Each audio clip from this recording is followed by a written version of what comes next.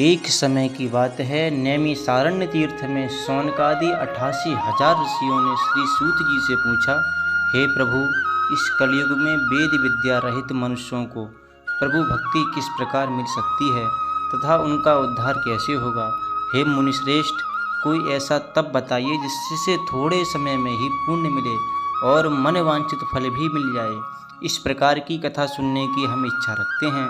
सर्वशास्त्रों के ज्ञाता सूत जी बोले, हे वैष्णवों में पूज्य, आप सभी ने प्राणियों के हित की बात पूछी है, इसलिए मैं एक ऐसे श्रेष्ठ व्रत को आप लोगों को बताऊंगा जिसे नारद जी ने लक्ष्मी नारायण भक्त जी से पूछा था और लक्ष्मीपति ने मुनि श्रेष्ठ नारद जी से कहा था।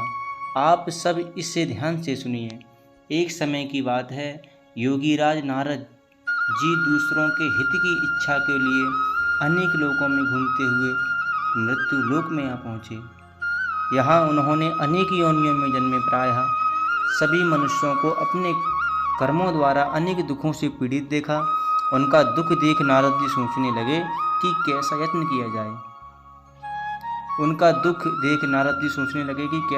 किया जाए। जिसके करने से निश्चित रूप से मानव के दुख का अंत हो जाए। इसी विचार पर मनन करते हुए वह विष्णु लोक में गए। वहाँ वह देवों के ईश नारायण की स्तुति करने लगे, जिनके हाथों में शंख चक्र गदा और पद्म थे, गले में वरमाला पहने हुए थे। स्तुति करते हुए नारद जी बोले, हे भगवान, आप अत्यंत शक्ति से संपन्न हैं। मन तथा वाणी भी आपको नहीं पा सकती है। आपका आदि मध्य तथा अंत नहीं है। निर्गुण स्वरूप सृष्टि के कारण भक्तों के दुखों को दूर करने वाले हैं। आपको मेरा नमस्कार है। नारद जी की स्तुति सुन विष्णु भगवान बोले, हे मुनिश्रेष्ठ, आपके मन में क्या बात है? आप किस काम के लिए पधारे हैं, उसे निसंकोच कहो। इस पर नारद मुनि बोले कि मृत्यु लोक में अनेक योनियों में जन्मे मनुष्य अपने कर्मों के द्वारा अनेक दुख से दुखी हो रहे हैं।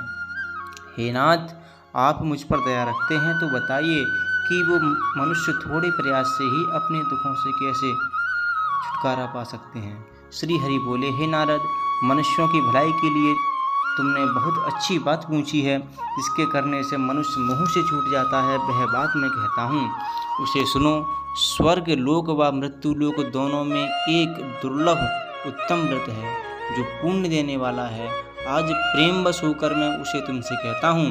श्री सत्यनारायण भगवान का ये व्रत अच्छी तरह विधान पूर्वक करके मनुष्य तुरंत ही यहाँ सुख भोग कर मरने पर मोक्ष पाता है।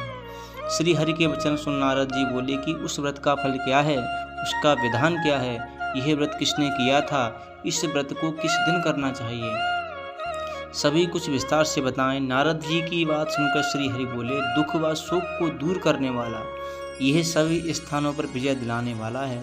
मानव को भक्ति व श्रद्धा के साथ शाम को श्री सत्यनारायण की पूजा धर्मपरायण करके ब्राह्मणों व बंधुओं के साथ करनी चाहिए। भक्ति भाव से ही नैवेद्य, केले का फल, घी, दूध और गेहूं का आटा लें।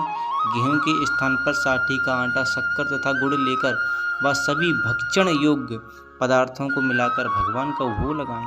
ब्राह्मणों सहित बंधु बांधवों को भी भोजन कराएं। उसके बाद स्वयं भोजन करें। भजन कीर्तन के साथ भगवान की भक्ति में लीन हो जाएं। इस तरह से सत्यनारायण भगवान की ये व्रत कथा करने पर मनुष्य की सारी इच्छाएं निश्चित रूप से पूरी होती हैं।